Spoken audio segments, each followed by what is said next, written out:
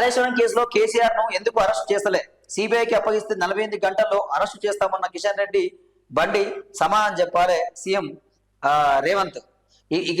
ఇక phone tapping పని అయిపోయింది, కాళేశ్వరం స్కామ్ పని అయిపోయింది, ఈ విచారణలు అయిపోయింది, ఇక అరెస్ట్ మీద పట్టుకున్నాడు. ఇక ఎందుకు అరెస్ట్ చేస్తలేరని చెప్పి బీజేపీ వాళ్ళు అంటున్నాడు.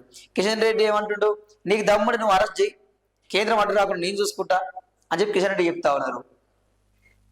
ఏమంటాడు, మేము లేఖ రాసి 6 నెలలు గడుస్తున్నా కేంద్రం ఎందుకు పట్టించుకుంటలే, ఆ ఫైల్ను ఎక్కడ తొక్కిపెట్టిండ్రు, ఫార్మా ఈ కేసులో ఐఏఎస్ అధికారి ఎంక్వైరీకి ఎందుకు అనుమతిస్తలే, కిషన్ రెడ్డి లేఖ రాస్తే ఫోన్ ట్యాపింగ్ కేసును కూడా సిబిఐకి ఇస్తాం.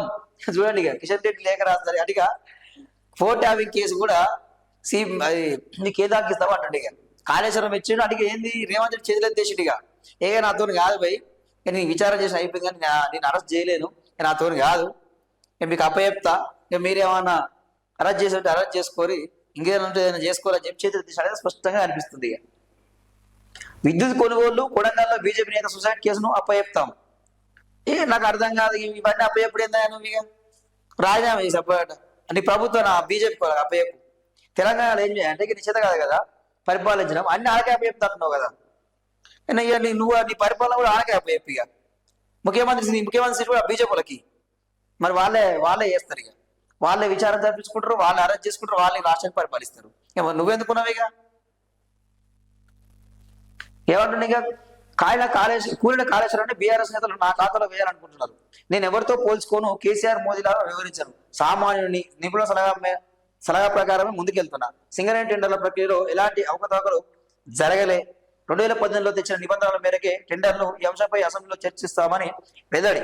ఇక సింగరేణిలో అక్రమాలు జరగకపోతే ఆ లొల్లి ఎందుకు అయింది, ఆ పంచాయతీలు ఎందుకు అయినాయి, పేపర్కి ఎందుకు ఎక్కిర్రు, ఆ నైని కోల్ బ్లాక్ ఎందుకు టెండర్ రద్దు చేసిర్రు?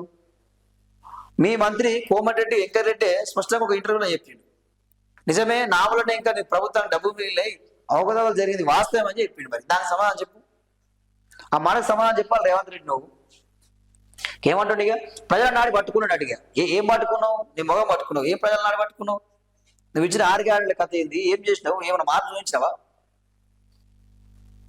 ప్రజలను అర్థం చేసుకుంటే రాష్ట్ర రాజకీయాలు అర్థం చేసుకున్నట్టే. ఈ విషయంలో నేను ప్రజల నాడి పట్టుకున్నా, పనిచేయడానికి రాజకీయ పార్టీలకు నేతలకు ప్రజలు కావాల్సిన సమయం ఇస్తారు, ఒకసారి ఆ సమయాన్ని సద్వినియోగం చేసుకోకపోతే మరోసారి అవకాశం ఇవ్వరు.